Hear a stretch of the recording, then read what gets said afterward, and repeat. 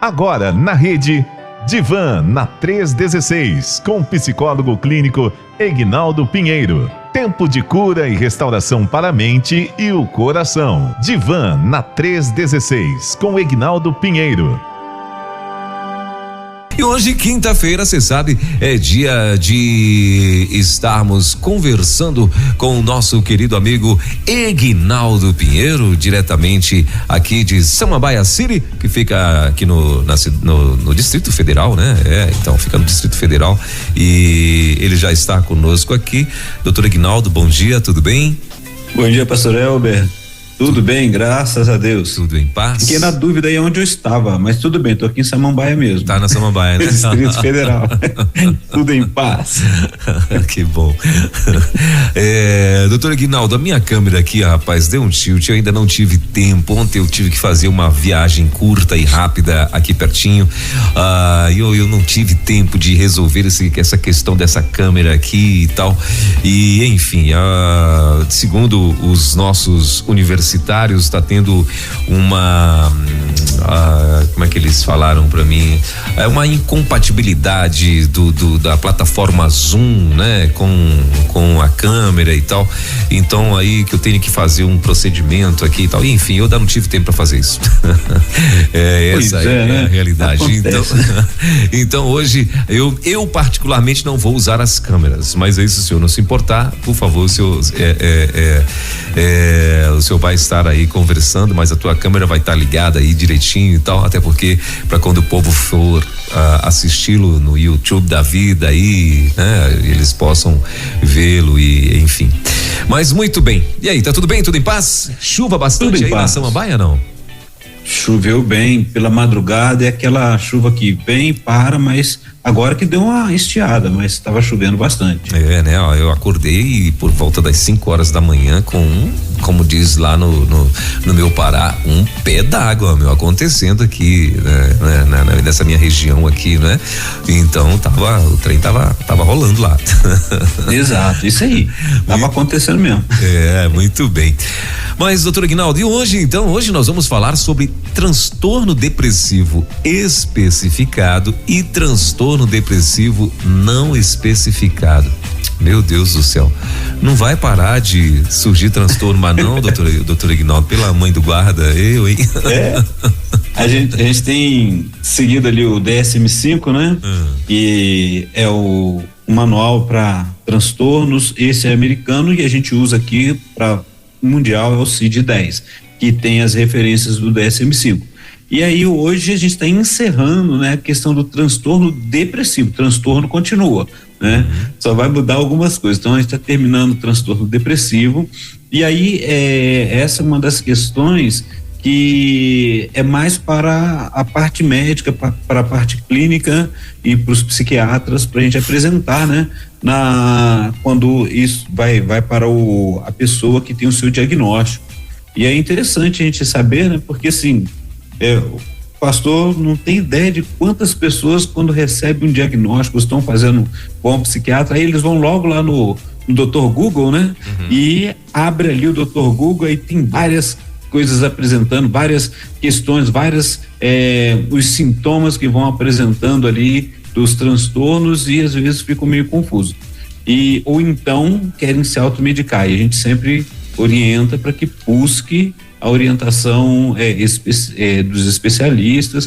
E essas especificações, pastor, elas são importantes porque elas vão para o prontuário do paciente, e isso vai servir para apresentar também na firma. Então, tudo isso daí é a parte de nomenclatura. Então, hoje nós estamos terminando a parte de transtorno depressivo, apresentando como que deve aparecer lá no seu prontuário, no seu relatório. Às vezes a pessoa vê lá um CID F número lá, e ele fica tentando saber o que é. Se ele for lá no Dr. Google, ele vai ter porque é um manual, e o manual vai mostrar. A questão toda é que ele precisa estar sendo acompanhado por um especialista, precisa estar sendo acompanhado pelo psiquiatra, se for necessário, precisa estar sendo acompanhado por um psicólogo para poder estar sendo orientado. E esses diagnósticos, eles acabam, quando a pessoa pede um atestado, né, ele vai aparecer lá. Inclusive, a gente coloca ali, existe logo nas especificações da CID-10, por exemplo, se um familiar leva o seu paciente ou vai acompanhá-lo ao médico, a um tratamento, e ele perdeu dias de trabalho, existe um CID específico que é para o acompanhante da pessoa que está fazendo o tratamento. Ele pega o atestado com aquele CID especificado, que é um CID que diz que ele esteve acompanhando o seu familiar ou alguém em uma consulta médica, para que ele possa, numa consulta psiquiátrica, para que ele possa ter o dia dele não perdido, né, garantido por lei também. Muito bem. A primeira pergunta que eu queria fazer saber do senhor, doutor Aguinaldo, hoje já consegue enumerar aí quantos transtornos, no caso, o senhor falou que são hoje acaba o nosso o assunto de transtorno depressivo, tá? Eu ia dizer psiquiátrico, mas depressivo. Todos eles são psiquiátricos. Acaba sendo, né? Então hoje acaba, melhor, hoje a gente está falando, deixa eu tentar abrir aqui só o teu perfil aqui, doutor Aguinaldo, só pra eu não me perder aqui. Agora sim, agora deu certo. Então, enfim, então hoje você tá falando que hoje acaba, né? A gente vai estar falando sobre transtorno depressivo, o especificado e o não especificado, mas hoje encerramos. Agora, a primeira pergunta que eu queria saber é o seguinte: já tem uma quantidade certa desses transtornos depressivos? Existe ou não? Ou isso sempre há a possibilidade de aumentar e tal? Chegamos a um limite ou não? Ou seja, na questão da depressão, porque a gente está falando das questões depressivas, né? Podem surgir outras, porque assim, os estudos sempre continuam, pastor. Agora, esses já foram catalogados, identificados, estudados, né? E eles vão apresentar aquelas questões dos sofrimentos psíquicos que a pessoa tem, a questão mental. E nessa parte, quando eu falo que a gente chegou no final aqui, é dos que a gente tem já relacionado. Nós trabalhamos alguns aqui, e aí, por exemplo, transtorno, a gente vai entrar mais para frente sobre transtorno de ansiedade. São transtornos psiquiátricos que acontecem e paralisam muitas vezes as pessoas. Então, respondendo a sua pergunta, pode surgir sim. No momento, nós fizemos assim, trouxemos assim os que já são catalogados, já estão sendo trabalhados, e dentre eles, por exemplo, eu não citei, mas tem momentos que há alguma reformulação. Por exemplo, do DSM-4 para o DSM-5 houve alguma mudança, um foi tirado de uma categoria do outro, por exemplo, para poder ter um aprofundamento nos estudos e explicações melhores. Então, os estudos sempre continuam, tá? Então, pode surgir? Pode. Esses já são os mais conhecidos, esses já são os que estão, quando a gente vai buscar as orientações para saber qual quadro que a pessoa está vivenciando ali, eles estão presentes ali. Então, uma curiosidade que o pastor e os nossos ouvintes vão perceber, aqueles que estão vendo conosco também vão acompanhar pelo YouTube, e se você procura lá, porque é uma questão de que tem pessoas que podem ter mais de um transtorno depressivo, e aí ele precisa ser colocado no diagnóstico. Então, por isso, ali nós vamos estar falando hoje, por exemplo, tem transtorno que tem o especificado, tem o transtorno que o clínico ali, quando ele faz aquele primeiro momento de atendimento, anamnese, e vai acompanhar, ele vai colocar ali o que ele conseguiu destacar. Por exemplo, ele tem a opção de colocar, então ele vai especificar e vai dizer qual é o transtorno depressivo que está aparecendo ali, encaminhando para o psiquiatra, encaminhando para os estudos, para que possa ser tratado, até mesmo para que as pessoas possam lidar com essas circunstâncias. Vou dar um exemplo a grosso modo antes de a gente usar o que está estudando. A gente fala de transtorno bipolar e tem vários níveis, e uma pessoa perguntou comigo se no transtorno bipolar, a gente conversando, e assim, a grosso modo, ela perguntou de uma forma geral se o transtorno bipolar a pessoa ouvia vozes. E aí eu coloquei, estava explicando para ela que assim, olha, a realidade, não, ela falou de transtorno de depressão, falando de depressão. E na depressão se ouvia voz. E aí eu estava explicando para ela que, assim, possivelmente a pessoa naquele estágio depressivo, ela possa também estar tendo um surto psicótico, de estar ouvindo vozes, e que tipo de voz, o que precisa. Então tudo isso tem que ser investigado para que a parte psiquiátrica possa estar trazendo a medicação correta para poder auxiliar no seu tratamento e tirar esse sofrimento que está causando ali naquele momento para a pessoa. Então, assim, de uma forma geral, a especificação são as nomenclaturas, como que está, para que tenha um norte, uma orientação para o especialista estar cuidando, estar sendo acompanhado juntamente a gente na área da psicologia, pastor. Doutor Aguinaldo, e o que seria em específico, né, o transtorno especificado e não especificado? O que seria isso exatamente? Que sintomas então, vamos lá. Desse transtorno, assim, a gente pode identificá-lo? Isso, são muito boa pergunta, a gente já poder definindo, né?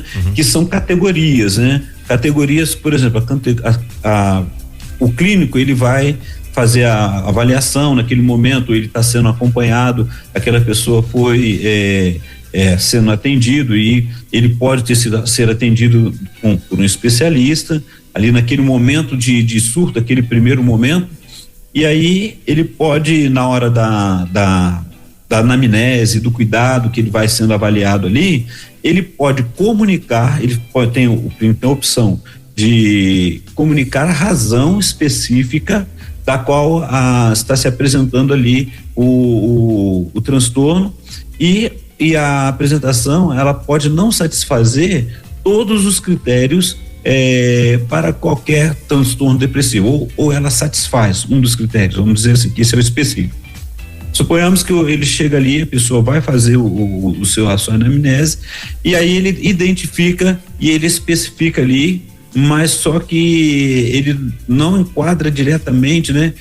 Não satisfaz a todos, mas alguns critérios. Aí ele pode colocar o exemplo ali da CID, né? Que é outro transtorno depressivo especificado, seguindo assim a razão específica. Por exemplo, transtorno depressivo com episódio de depressão ou depressivo de curta duração, ou um outro transtorno com episódio depressivo de curta duração.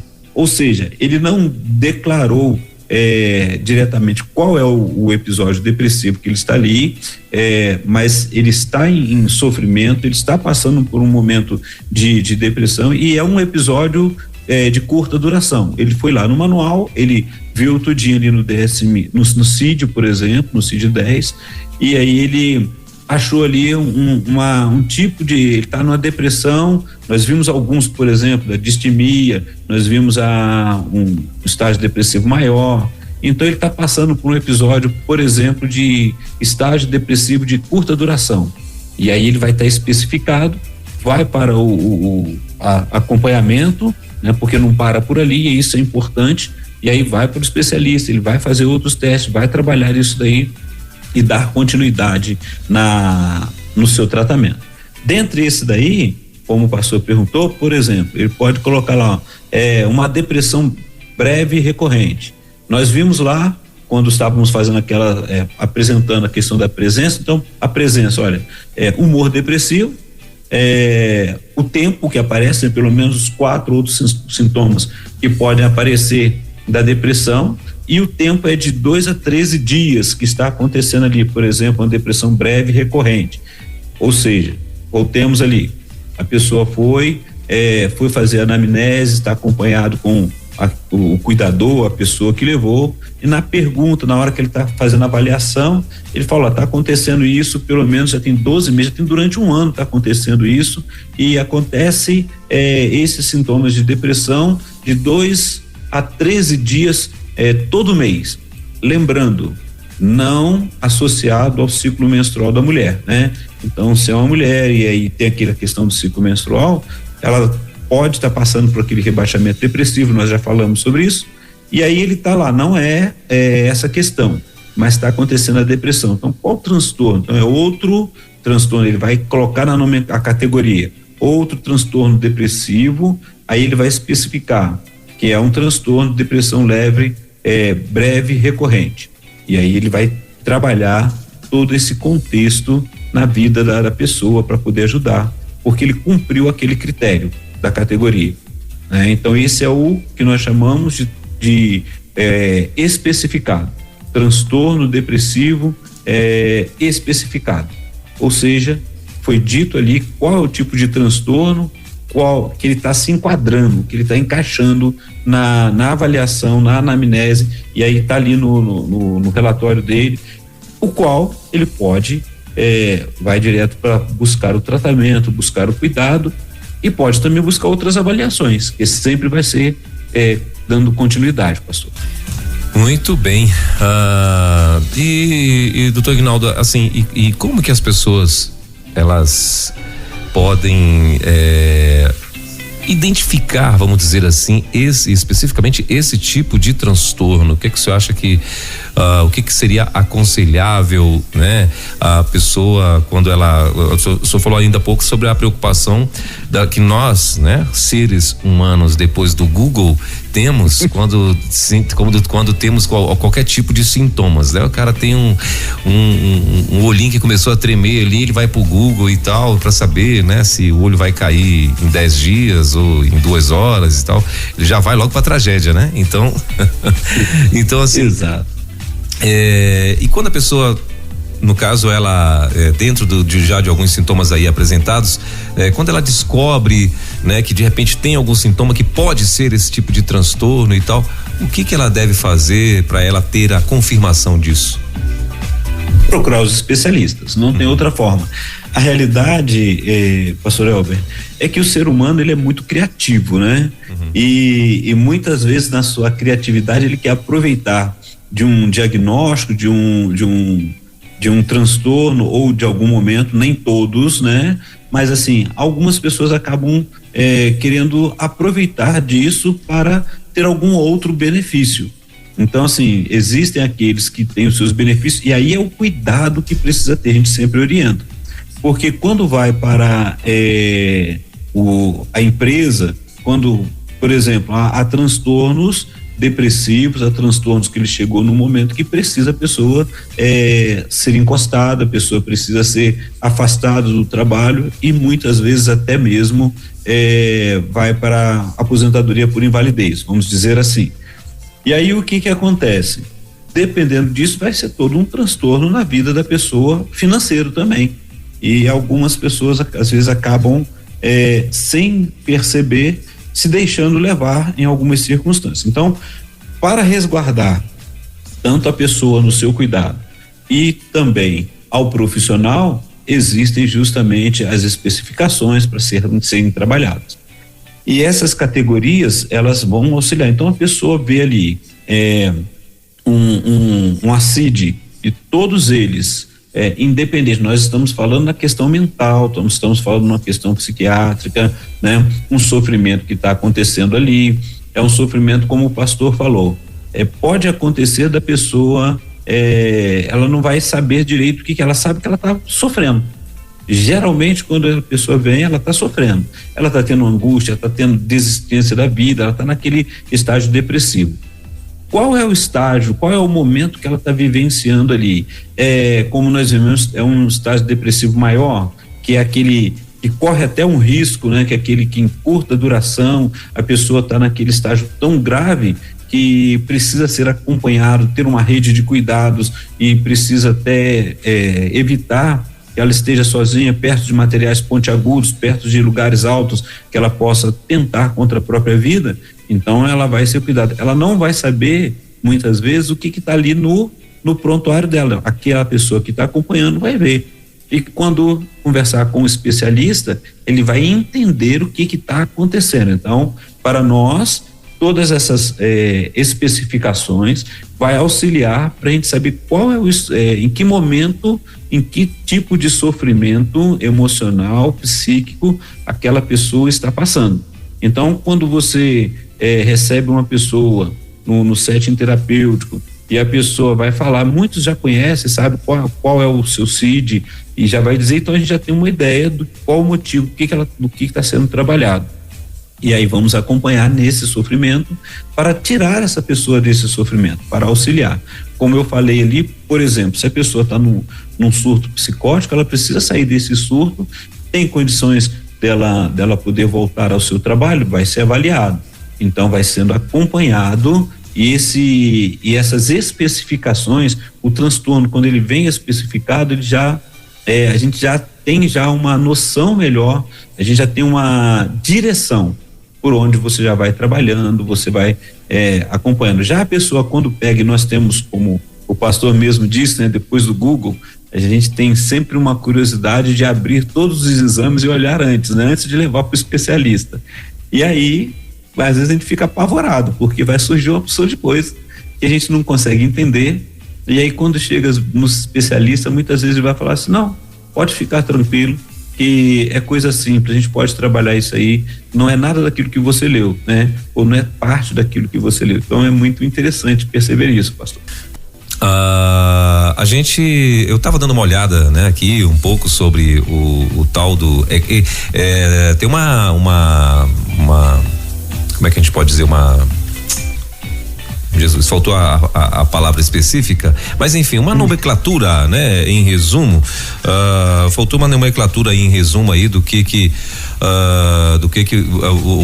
é o TDE, né, isso, né, é TDE e TDNE, não é isso? É conhecido especificamente como TDE e TDNE, não é isso?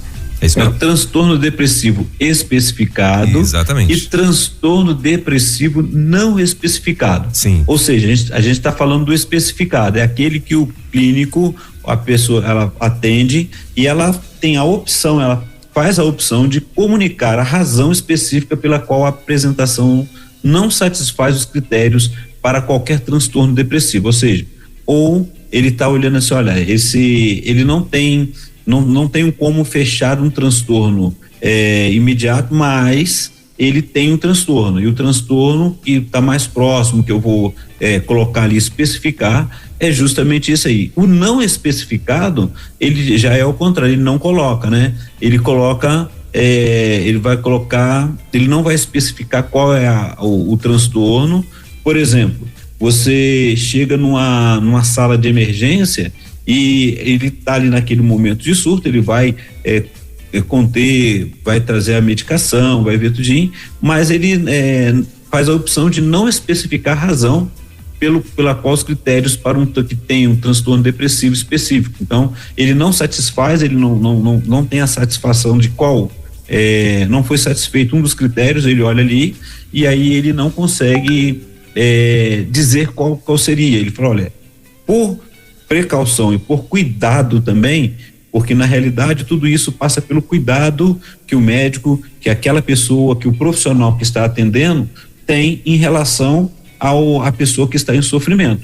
Então, ele vai incluir lá, não há informações suficientes para fazer um diagnóstico mais específico, e aí ele coloca transtorno depressivo não especificado. É um transtorno depressivo, ele está passando por um sofrimento, ele está ali tendo um momento de angústia, mas ainda qual é a causa? Que tipo de transtorno é aquele ali? E aí ele coloca transtorno depressivo não especificado, é um momento de emergência. Então tem várias especificações, né, para transtornos. Então tem o transtorno, por exemplo, com sintomas de ansiedade, os sintomas ansiosos, né? Então, e aí ele tem que cumprir, lembra que a gente vem falando, né, que em cada categoria, em cada tipo de transtorno, ele precisa cumprir dentro dos critérios ali da CID e do DSM-5, ele tem que cumprir alguns critérios, pelo menos a gente já vai de 4 a 5, acima de 3, né? Critério que ele satisfaz, e aí você pode especificar, ele tem esse transtorno, e aí ele vai ser trabalhado aquele transtorno. Quando no momento, numa sala de emergência, não consegue especificar, ele vai colocar que tem ali o transtorno, mas ele não especifica qual é o transtorno. E aí, quando essa pessoa que passa ali pelo primeiro cuidado, pela emergência, e ele vai e começa agora a ter condições de ser tratado, ele vai passar por avaliações e aí vai se especificar qual é o transtorno. Às vezes a gente encontra, pastor, com alguém, eu já encontrei pessoas que e a pessoa às vezes fica um pouco vamos ficar um pouco indignada, né? Que ela acha assim, por que não achou demorou para me dar o diagnóstico? Porque na realidade ele não estava cumprindo ainda todos os requisitos ou ali dentro daquela categoria. Então ele pode ter um transtorno bipolar junto com uma esquizofrenia, ou ele pode ter tido um transtorno depressivo com a presença de ansiedade, um surto psicótico. Então assim, não dá para você de imediato falar você tem isso e aí vai ser tratado como. Então o cuidado com a pessoa, o cuidado com que o profissional tem é justamente isso, para que não piore ou não cause um outro problema para aquela pessoa que está vivenciando isso. E até mesmo que se é um adulto, vai para o seu trabalho, vai ter que ser colocado, vai ter que ver quais são os cuidados, qual é o momento que ele está vivendo, né? E aí a gente precisa estar bem atento em relação a isso. E quando chega para o psicólogo no session terapêutico vai conversar com ele e vai trabalhar assim, quais são, a gente já vê ali quais são os sintomas, o que estava acontecendo, e aí vamos trabalhar com ele para poder lidar com todas essas questões emocionais que ele está vivendo, e a gente pede para que continue, se assim necessário, o acompanhamento psiquiátrico. Muito bem. O que eu ia dizer, doutor Aguinaldo, era exatamente esse daí, né? Há uma preocupação, então, né, dos cientistas em sempre estar identificando, não é isso? Sempre estar identificando que tipo de transtorno a pessoa está passando e tal. E dentro desse resumo que eu consegui ver aqui, né, sobre o que é o especificar, o transtorno depressivo não especificado e o especificado, tem um exemplo, né, que eles estão dando como o transtorno depressivo maior ou o transtorno distímico, é isso? Distimia, isso. Isso, então. Nós estivemos falando sobre isso, a distimia, né? E o transtorno depressivo maior. Vamos lembrar que o transtorno depressivo maior, o tempo é aquele momento que a pessoa entra num transtorno depressivo intenso, o tempo de duração ele é curto, ele cumpriu aqueles requisitos de um transtorno depressivo maior, cujo a situação, por exemplo, pode levar aquela pessoa, dos critérios é que no auge daquela depressão, daquela angústia que ele está vivendo, daquele sofrimento, ele pode ser levado, ele pode tentar contra a própria vida, que seria o suicídio. E aí a gente tem que estar o que vai acontecer? Ele vai ter que tomar a medicação correta para que ele possa ter uma estabilização do seu humor, da sua questão depressiva, e a gente vai trabalhar com isso depois no setting terapêutico, conversando, trabalhando esses momentos que ele está vivenciando. Então foi especificado, por exemplo, a pessoa tem um transtorno depressivo, e aí a opção é isso, né? A especificação dele, outro transtorno depressivo com depressão maior, estágio de depressão maior, ou de ansiedade, por exemplo. Vou colocar lá embaixo, vou falar para você ali do tipo de especificadores. Quando eu falei os sintomas de ansiedade, né? Ele vai ter que cumprir, o da distimia, por exemplo, ele tem que ter a presença de pelo menos 2 sintomas durante a maioria dos dias do episódio. Sentir-se nervoso ou tenso, sentir-se inquieto, já normalmente, dificuldade de se concentrar devido às preocupações, temor de que algo terrível aconteça, sentimento de que o indivíduo possa perder o controle de si mesmo. Essas são algumas características, por exemplo, do sintoma ansioso da distimia. E aí o que acontece? Né? Ele está com aquele medo, mas qual é o tipo aí ele vai especificar a gravidade, né? É leve? É moderada? Por exemplo, leve ele teria 2 sintomas desses, moderado teria 3, moderada para grave 4 ou 5 sintomas, né? E aí grave já vai para cima, né? Então tem agitação motora, e aí a pessoa vai precisar de um cuidado maior naquele momento. Então as especificações são para isso. Às vezes quem está acompanhando, né? Que sempre a gente pergunta como é que eu faço, né? Eu estou perto de uma pessoa, é um familiar, ele vai receber um atendimento, ele está passando por um momento depressivo e aí tem o diagnóstico lá. E aí nesse diagnóstico geralmente eu não vou entender direito, às vezes quem é a pessoa que está ali quase não se dá conta, mas ela pergunta logo com o especialista ou com o clínico, com aquele que está atendendo, e ele vai falar, olha, é importante que você não deixe ela sozinho, que você não deixe, ele já está dando alguma dica do que está acontecendo. Se ela ficar sozinha, corre risco de tentar contra a própria vida. Você não deixe nenhum material pontiagudo, nada de material cortante, esteja mais próximo, esteja acompanhando, evita de passar, por exemplo, geralmente, né?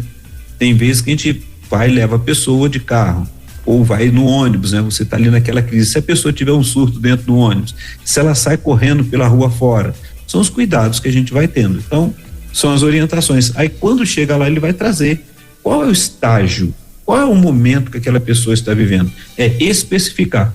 Se ele não conseguir trazer isso, olhar ali, ele vai colocar não especificado e vai encaminhar para que possa passar por avaliações, passar por exames, e assim vai trabalhando, porque essas especificações ela vai ser exclusivamente para os profissionais e para a empresa, caso a pessoa ela vá participar tem que levar para sua empresa, ou aquelas pessoas que têm a questão de fobia social. Então tudo isso é importante, e aí para que o nosso ouvinte entenda, isso vai estar escrito, vai estar especificado no laudo, que vai ser levado para as pessoas os que vão seguir, ou o profissional na hora de trabalho, do seu trabalho, ou então para o tratamento diário. Doutor Aguinaldo, a gente vê muito hoje, muita gente sofrendo, né, com transtornos depressivos. Tem como eu evitar isso, doutor Aguinaldo? Porque assim, a gente vê que independente de classe social, né? A gente vê ricos, a gente vê pessoas classe média, a gente vê, né? Sempre apresentando, se queixando, né? A gente fica sabendo através de notícias, ou de um conhecido, ou, né, de um parente e tal, ou seja, que sempre tem alguém sofrendo com algum tipo de transtorno emocional, de transtorno depressivo e tal. E aí a pergunta eu consigo evitar isso, doutor Aguinaldo? Tem como? Porque e o mais engraçado, assim, engraçado nada, né? O mais curioso até, né? É que, como a gente falou, tem gente que você olhando dentro de um contexto geral para a vida dessa pessoa, aí você diz assim, mas poxa, não tem razão para isso, né? O cara é um príncipe, o cara é uma celebridade, o cara ou então, se for uma pessoa próxima que você olha, não, o cara tem a vida estável, a vida financeira estável, o cara tem um casamento estável e tal, o cara tem os filhos todos bem sucedidos e tal. Por que ele tá dessa forma? Não, isso aí tem alguma coisa aí, né, que não tá certo e tal. O senhor consegue explicar pra gente isso e como que a gente evita, se de fato tem como evitar, né, esses transtornos depressivos que são tantos, meu Deus? Tanto transtorno depressivo, transtorno de ansiedade que a gente vai estar observando, ele vai muito do contexto da vida da pessoa, né? Vamos lembrar, sempre a gente pergunta, tem alguns que têm questões genéticas que vão acontecendo lá, mas quando o pastor me perguntava, eu fiquei pensando aqui sobre tudo que é demais, ele acaba causando um problema, né? Então, hoje a gente ouve falar bastante sobre os transtornos por causa da mídia, que ela é muito boa por um lado, porém ela pode ser ruim também, né? Imagina que antigamente, vamos dizer assim, num tempo bem mais, um pouquinho lá para trás, né? Que você, para saber das notícias, você ficava ligado no radinho de pilha, você ficava, né, os nossos avós, e quantas pessoas que começavam a ouvir notícias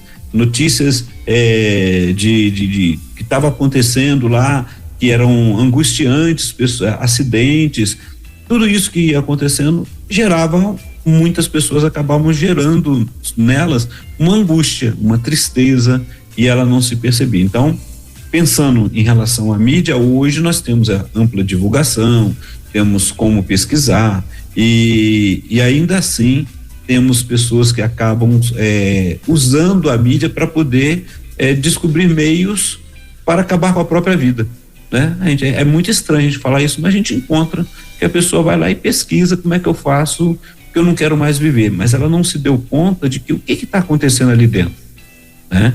Então a realidade é para prevenir prevenir essas questões depressivas, a gente precisa começar a olhar para dentro de nós mesmos, olhar para como nós estamos lidando com a vida, como nós conseguimos olhar no dia a dia, né? Eu, como disse já da outra vez, eu gosto muito, a gente começa o bate-papo aqui, aí fala assim um pouquinho do tempo, né? Hoje acordamos de madrugada e vimos que estava chovendo, e naquele momento o que passa na nossa mente? Para muitas pessoas pode passar, olha, está chovendo, eu vou ter que sair para trabalhar, e começa aquela angústia toda, vou ter que pegar ônibus fechado, lotado, e ela não conseguiu olhar que a chuva ela é boa para poder regar a terra, para trazer os seus frutos, e que também é uma oportunidade de ver um dia diferente. Então, perceba que como que eu estou lidando com a vida, e isso é um desafio para todos nós. Às vezes nós começamos a lidar com a vida tão corrida, com tanta necessidade, ou querer conquistar muitas coisas, que nós mesmos começamos a nos desligar, né? E quando chegamos num certo limite, não conseguimos dar conta. Então, a gente vai encontrar pessoas que vivem estágios depressivos porque começa muitas coisas e não consegue acabar. Ela começa a ler um livro e não consegue acabar, começa a fazer um curso, no final não consegue, passa para outro curso e não consegue arrumar emprego, e aí ela vai vivendo esse momento de angústia. E não dá tempo, e não se dá o tempo de poder observar o que está acontecendo ali. Aí é onde entram os especialistas para poder trabalhar isso. Temos pessoas que surtam no trabalho, a pressão é tão grande que ela não conseguiu lidar com a pressão, então ela acaba entrando num estágio de sofrimento. E temos aquela pessoa que de repente ela não sabe por quê, ou passou por uma perda, ou por algum momento, e aí ela começa a não querer mais viver, né? Não querer se alimentar, e a gente não sabe, muitos passam por perdas de um ente querido, né? E vivenciamos isso. Por isso que a gente fala que antes já se falava das questões emocionais, e nesse período da pandemia a gente agora percebe que outras questões e muitas outras vão surgindo, principalmente questão de se perder alguém. Nunca se deu tanto valor ao que se perdeu quanto agora nesse período, porque foi muito sofrido e atingiu a todos de uma forma geral. Alguma coisa foi perdido. Se não perdeu um ente querido, perdeu o emprego, perdeu uma boa colocação, perdeu o sustento. Tudo isso vem à tona. Perdeu o contato, por exemplo, aquela criança que deixou de ir para a escola por causa da pandemia e agora tem que voltar e ter o contato social e não sabe como fazer isso, né? Tudo isso aí vai trazendo questões emocionais, pastor. Muito bem, bom, são 10h51. Se você quiser participar, eu acho que a gente acabou que não deu não trouxe esse lembrete, né, aos ouvintes, mas se você quiser participar desse bate-papo, você pode ainda, né, através do 11-9-30-03-03-16, ou se você estiver ouvindo a gente pelo aplicativo, é só clicar aí no ícone do WhatsApp, e aí você pode mandar o teu recado aqui na nossa programação. Se você quiser participar com alguma pergunta ou algum comentário e tal, a gente, claro, não vai estar identificando os ouvintes, a gente apenas traz a pergunta ou o comentário ao Dr. Aguinaldo, e aí, né, ele vai trazer aí a posição dele em relação àquilo que você vier perguntar ou comentar. E, doutor Aguinaldo, uma coisa também que a gente tem percebido hoje, infelizmente, né, mas é uma realidade, é que Tem pessoas que de fato estão sofrendo, né, com algum tipo de transtorno, né, depressivo, enfim, todos esses aí que o senhor muito bem já explanou aqui pra gente. Mas acaba que hoje também tem um pouco como é que eu posso dizer? De holofote, né? Quando a pessoa se posiciona numa rede social, né? Ou então até mesmo no meio da família e tal, dizendo, olha, tô aqui, tô numa depressão e tal, não sei o quê. Isso já poderia também ser uma outra situação emocional que essa pessoa estaria passando, vamos dizer, essa carência, esse excesso de carência e tal, porque o que a gente vê hoje na mídia ou na rede social, né? Quando a pessoa se posiciona assim, aí ela recebe muitos likes, ela recebe muitos afagos, vamos dizer assim, né? Afagos virtuais, né? Mas ela recebe e tal, e a gente vê que acaba isso também meio que incentivando a melancolia, meio que incentivando as pessoas a se posicionarem dessa forma, né? Melancólicos, ou até mesmo incentivando, que é o que a gente já percebeu entre jovens e adolescentes, eles até mesmo fazendo de alguma forma uma tentativa suicida, né? Tomando medicamentos e tal. Infelizmente nós tivemos uma situação há pouco tempo, né? De uma pessoa que conhecemos e tal, e de uma adolescente e tal. E aí o que foi percebido? No hospital aqui em Brasília tinha lá várias situações, vários casos de adolescentes, né, que também tinham tomado remédios, né, e antes de fazerem isso, elas publicaram ou nas suas redes sociais ou nos grupinhos de WhatsApp, né, elas colocaram lá que estavam, né, cansadas da vida, queriam dar um tempo, e tal, e até que ponto isso seria simplesmente para receber, aspas aí, likes, ou até que ponto seria mesmo, né, a pessoa querendo dar um ponto final na sua vida por conta de algum sofrimento que está ali enfrentando. Você acha que existe isso? Pode haver essa questão pelo fato de eu querer dar like, eu até colocar a minha vida de fato em risco? O cuidado que a gente precisa ter, pastor, e a gente sempre vai trabalhar até que ponto tem o comportamento manipulativo, né? Porque assim, a pessoa tem os seus ganhos também. Então, não estou dizendo que todos que fazem isso estão nessa questão, então a gente nunca, a primeira mão, vai deixar de acreditar que há uma possibilidade de risco. Então a gente trabalha com a possibilidade que a pessoa vai tirar a própria vida. E de repente pode acontecer até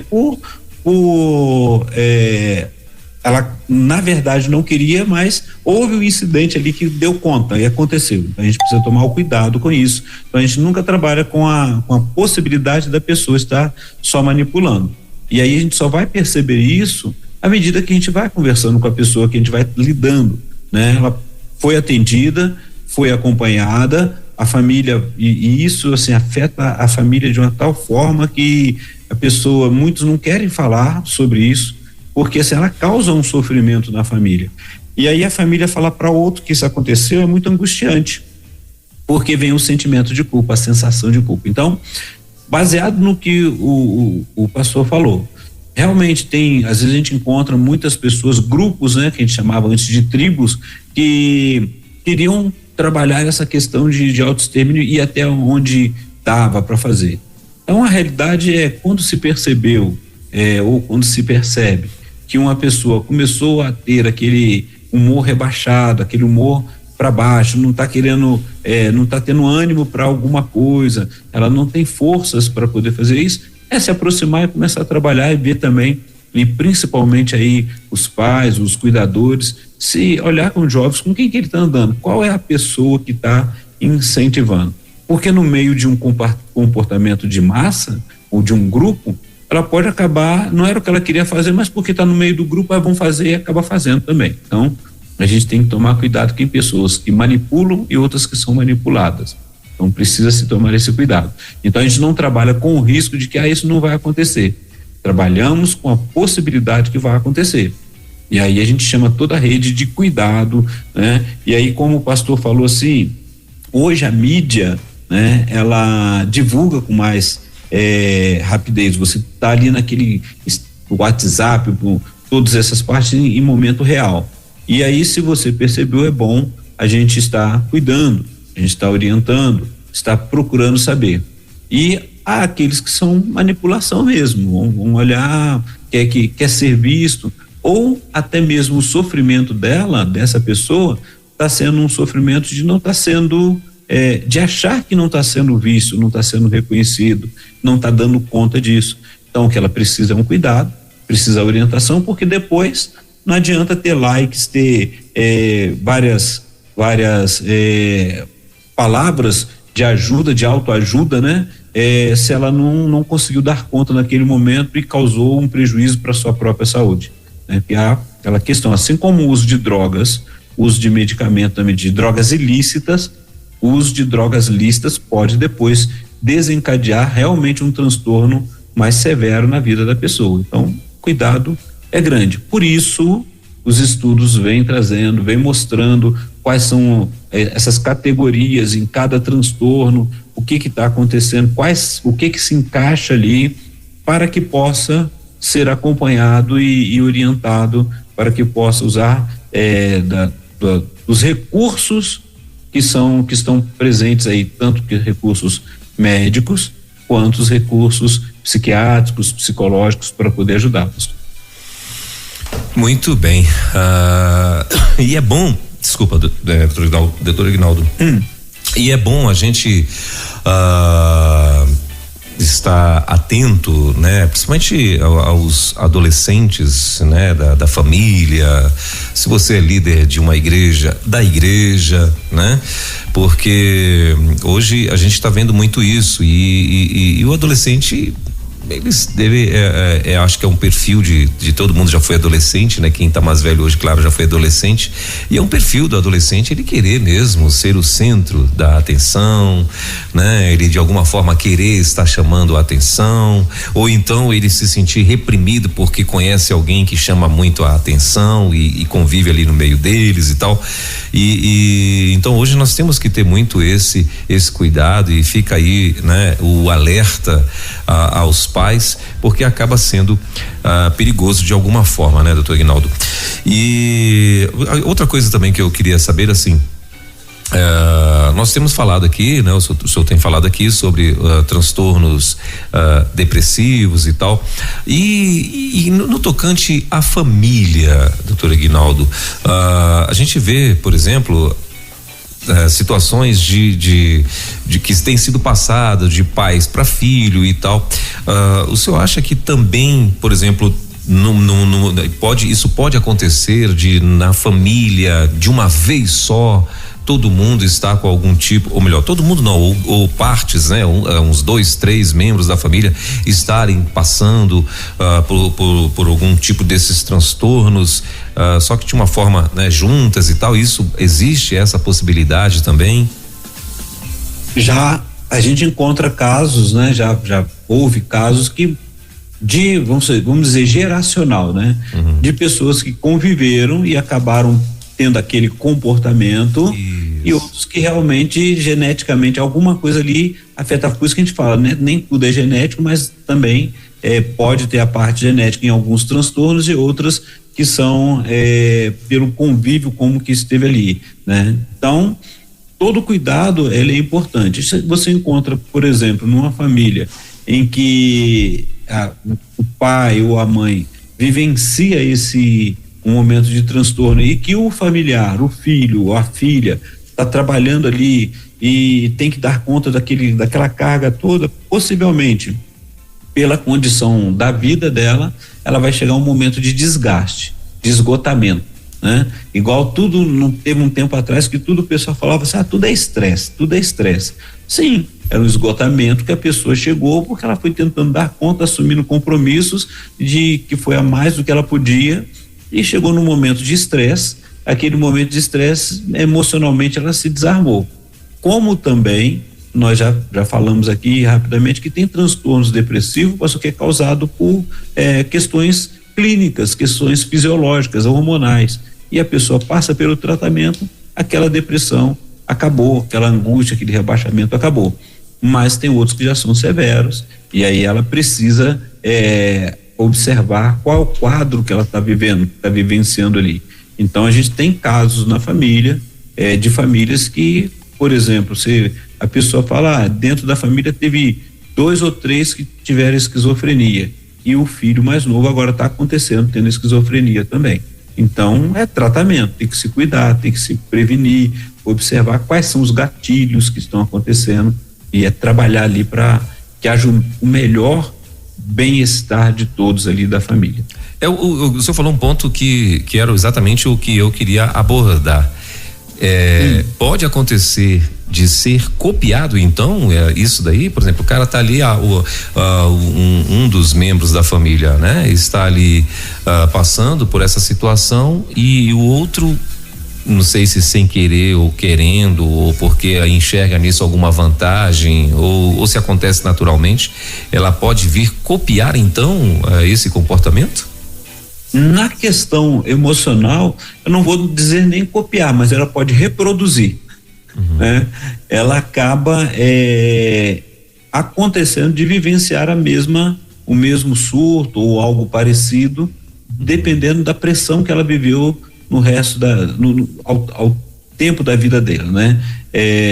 Quando você vai trabalhar a questão de a pessoa ali vendo, né?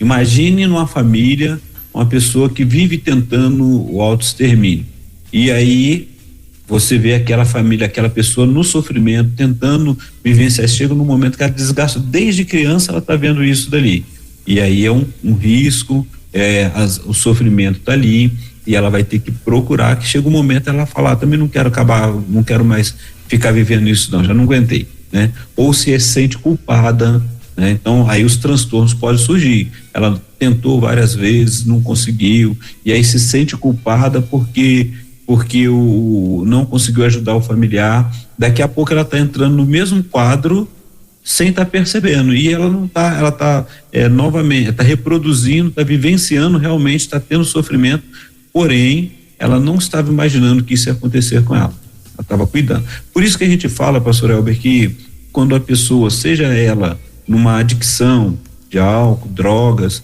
ou numa questão, seja qual for a enfermidade, a pessoa adoece, a gente pede para que a pessoa procure ajuda, né? Aquela pessoa, nós vimos na semana passada, a pessoa tem um familiar que tem o Parkinson, a doença de Parkinson, né? O mal de Parkinson, e aí ele vai chegando nos estágios, vai cuidando, vai trabalhando isso aí, chega um momento que ela ela começa a adoecer também, se ela não cuidar das suas emoções do seu dia a dia, ela pode entrar num quadro de adoecimento emocional que ela não esperava que acontecesse, ou seja, se desgastou, ela foi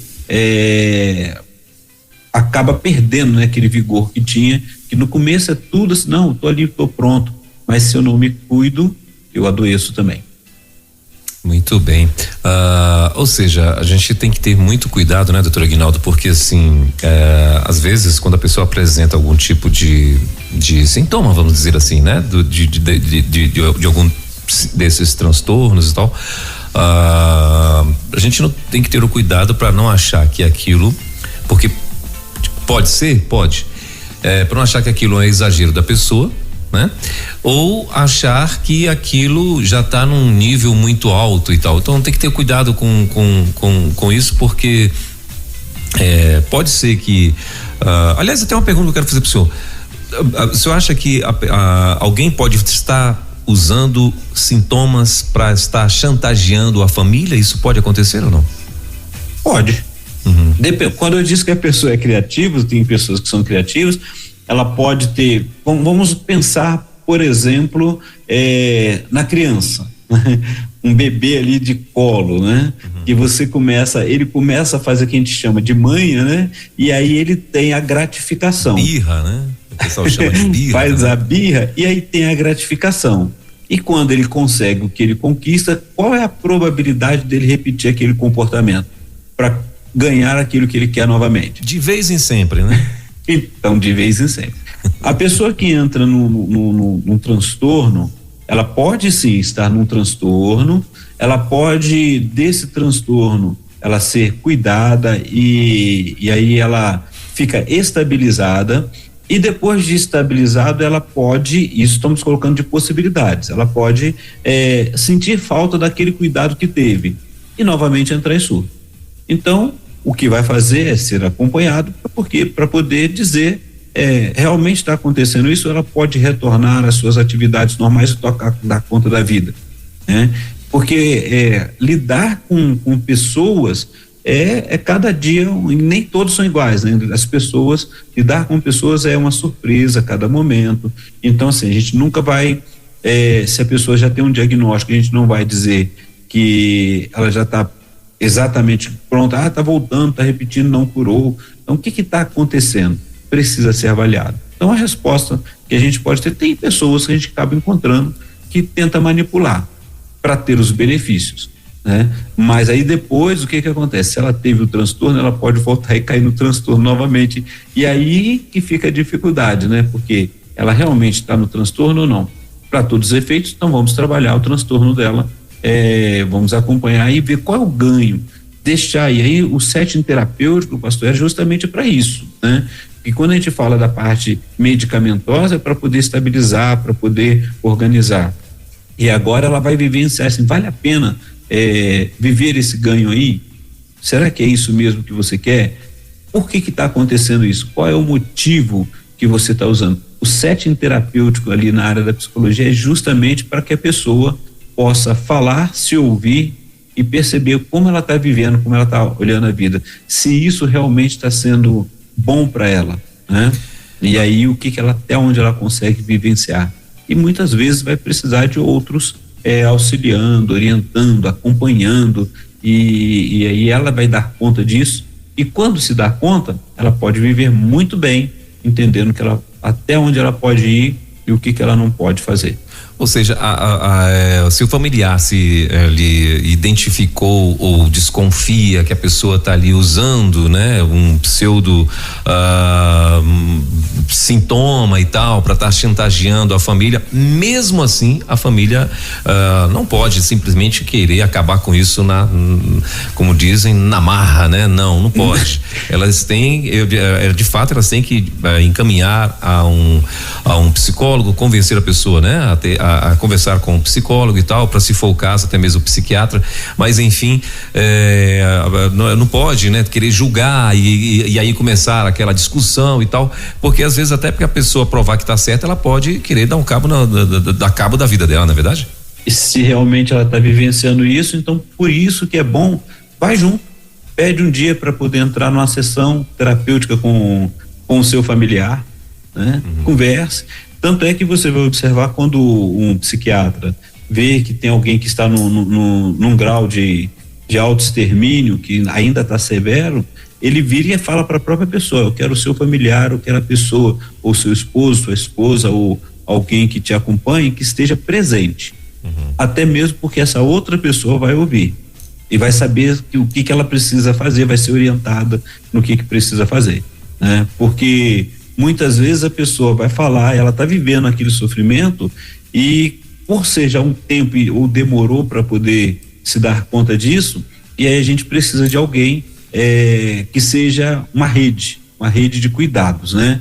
Por exemplo, eu estou conversando com alguém e eu percebo e eu deixo bem claro: olha, você não está em condição de estar vou chamar qual é o seu familiar, a gente entra em contato, e tudo com a pessoa sabendo, não está sendo nada escondido, né? Ela precisa estar ciente que ela está precisando de ajuda. E aí, se isso estiver acontecendo, ela vai perceber que vai ter alguém ali que vai, você nunca vai correr o risco de deixar ela tomar a decisão sozinha se realmente ela está vivenciando isso. Por isso que é importante estar acompanhando, como foi dito, o adolescente, como é que você está na sua família, como é que você tem cuidado, o que tem passado pelo seu filho, conversa com ele, né? Conversa com ela, vê até que ponto que ela se abre, olha quais são as redes sociais, aonde ela tem vivenciado, como ela tem vivenciado todas as coisas, porque chega num momento que a dor é tão grande que a pessoa vai se automutilar. Então, e aí quando chega nessa hora, a família não sabe como lidar. Por que não sabe como lidar? Porque a angústia fica tão grande e ainda mais quando os outros estão vendo, né?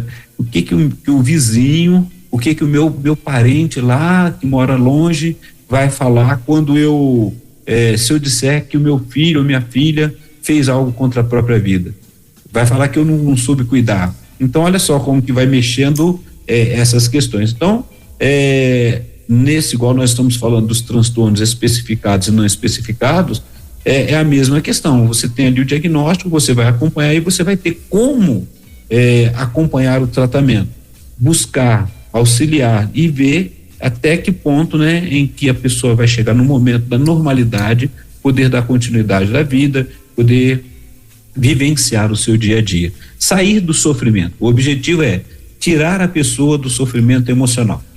Muito bem. Bom, são 11h13, doutor Aguinaldo. Estamos chegando aqui ao final, o tempo simplesmente voou. Você teria mais alguma coisa que você gostaria de acrescentar sobre os transtornos especificados e não especificados? Então, é só resumir, pastor, que quando são categorias que vai aparecer ali no seu diagnóstico, na pessoa que foi ali, que vai auxiliar, tanto que vai orientar, né, traz uma orientação tanto para as pessoas que vão ali e trabalham, precisam levar para a empresa vai apresentar diante do INSS, né?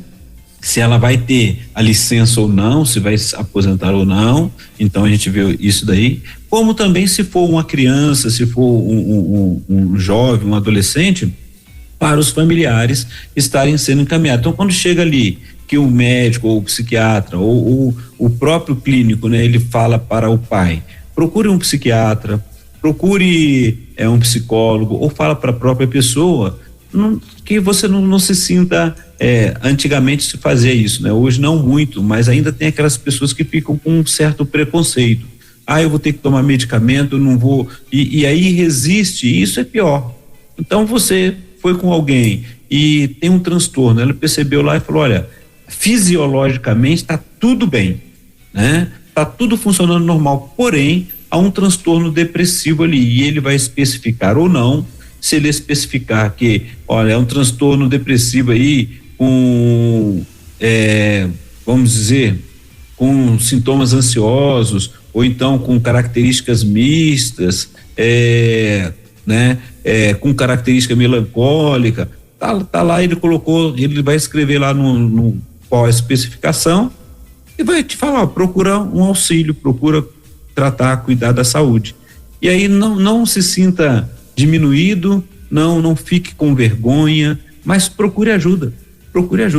A gente está aqui numa rádio que é uma rádio missionária, e a gente fala assim, mas eu creio em Deus, eu vou orar, o Senhor vai cuidar, mas se teve orientação, eu creio na cura, eu creio no poder de Deus, mas vamos buscar, que se fosse assim, não teria deixado lá o doutor Lucas, que era um médico, e os médicos, as profissões para poder auxiliar você na sua demanda. Então, busque ajuda enquanto há tempo, enquanto você pode melhorar. De repente, nessa ajuda aí você vai tirar uma férias, vai descansar, vai refazer as suas energias, ou até mudar de profissão, seja o que for que você vai fazer, né? Então, mas o cuidado, pastor, é justamente isso. E aí essas informações são informações técnicas que vão para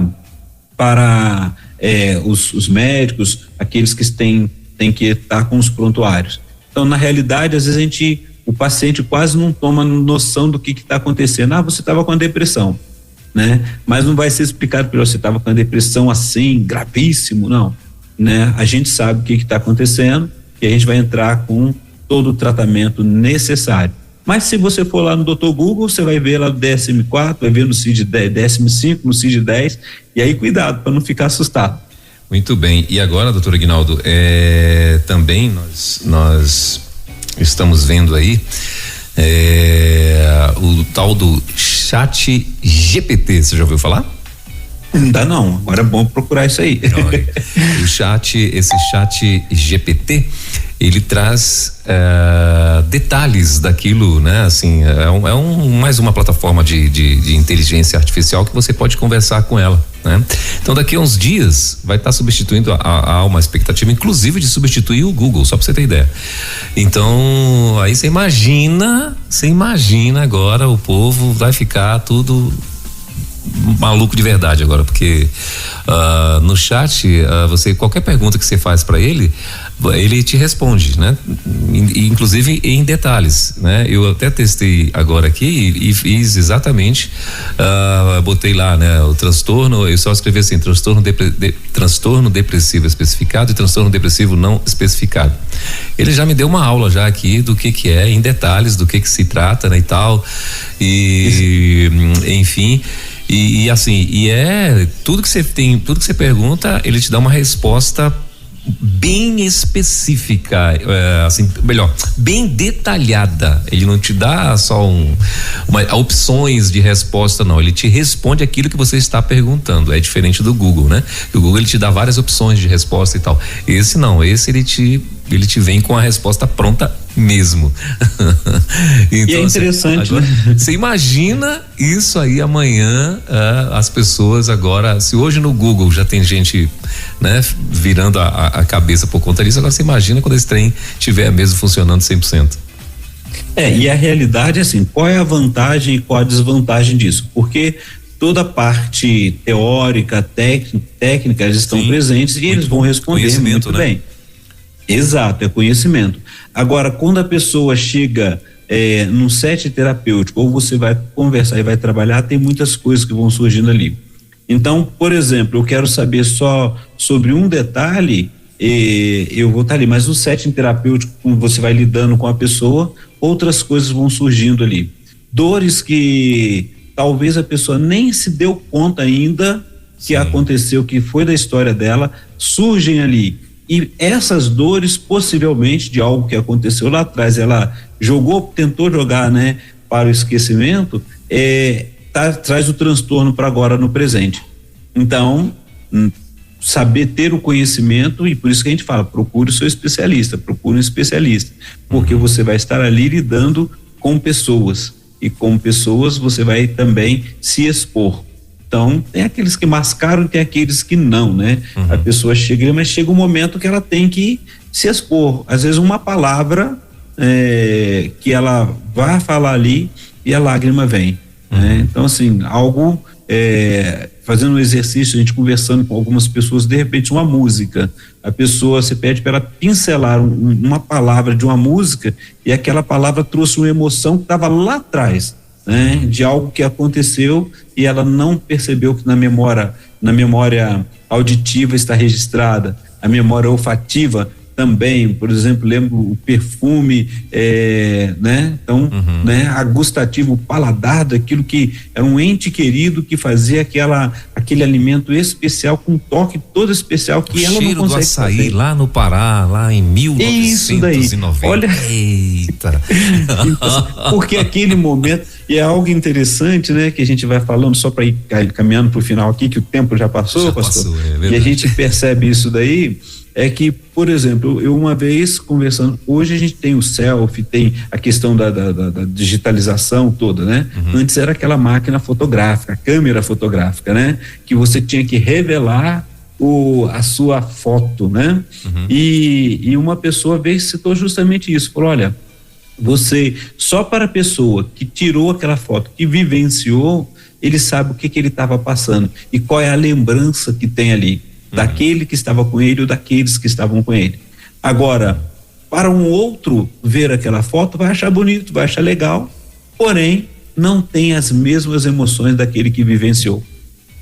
Essa aí é que é a diferença quando a gente vai para um setting terapêutico, porque tem uma vida ali, e essa vida precisa ser cuidada.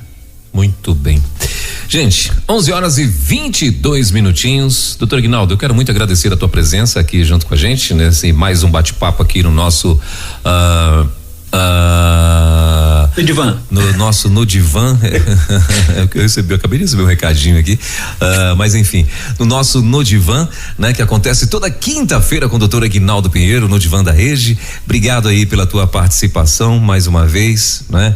E quinta-feira que vem, permitindo Deus, estaremos de volta com mais uma edição. Já tem um assunto para semana que vem?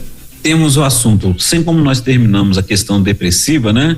E a gente vai entrar em ansiedade, mas para fechar esse bloco, vai ficar aqui uma pergunta para os nossos ouvintes e queremos bater esse papo na próxima semana. A questão é: transtornos depressivos na igreja, isso pode acontecer?